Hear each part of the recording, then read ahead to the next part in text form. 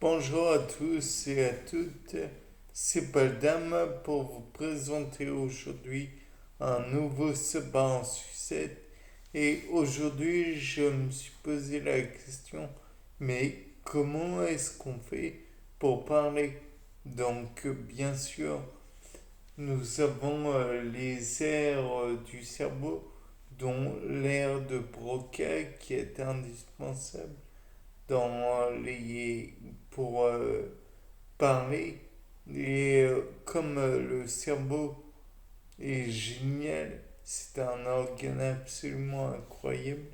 Par sa plasticité, il peut lui-même remodeler donc ses connexions et se remodeler lui-même en cas de problème, tels que les problèmes que l'on rencontre lors d'un AVC ou alors d'une privation d'oxygène prolongée qui engendrerait éventuellement la nécrose. Donc le cerveau est absolument incroyable. Mais revenons-en à la voix. La voix est particulièrement produite par les cordes vocales, du moins en règle générale par les cordes vocales. Et les cordes vocales, ce sont des organes musculaires de la phonation constitués de replis fermes et souples des membranes muqueuses du larynx. Comme ça, j'ai sorti la fameuse définition que j'ai remodelée un peu et qui vous a tous endormis. Donc, il y en a deux, comme vous le savez probablement, euh, et ça dessine une, un genre de saillie horizontale sur un... ouais, enfin bref. Là, je vais un peu changer le texte parce que il est ennuyeux. Donc, dans tous les cas de figure, on peut avoir des vibrations des cordes vocales et ça induit donc la vibration induit le son de la voix et le son de la voix il a naturellement différentes comment dire différentes tonalités, différentes intensités. Si vous criez, vous ne parlez pas naturellement, vous ne murmurez pas. Donc de là, on peut dire que c'est différent. De plus, si vous évoquez un sujet compliqué, vous allez plus ou moins patienter, faire des silences en réfléchissant au lexique le plus adéquat de votre vocabulaire.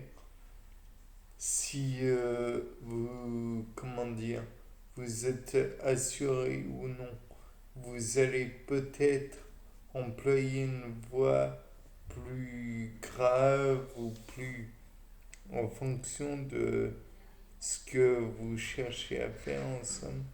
Donc on pourrait dire que le langage et la voix plutôt est en connexion avec le contexte dans lequel on l'emploie.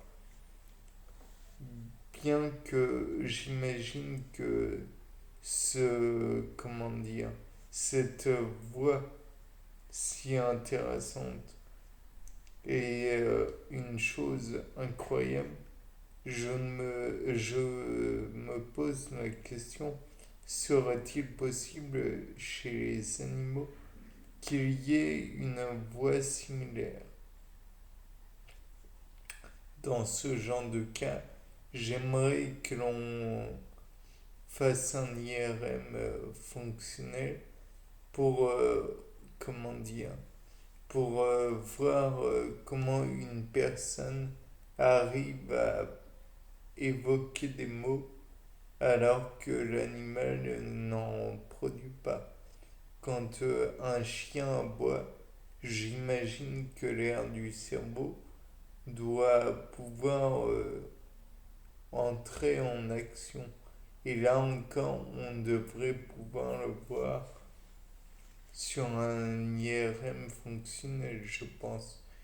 De plus, si le, comment dire, la voix est telle qu'elle est chez l'homme, j'imagine qu'elle peut être aussi tout à fait différente chez un animal en fonction de, comment dire, cordes vocales.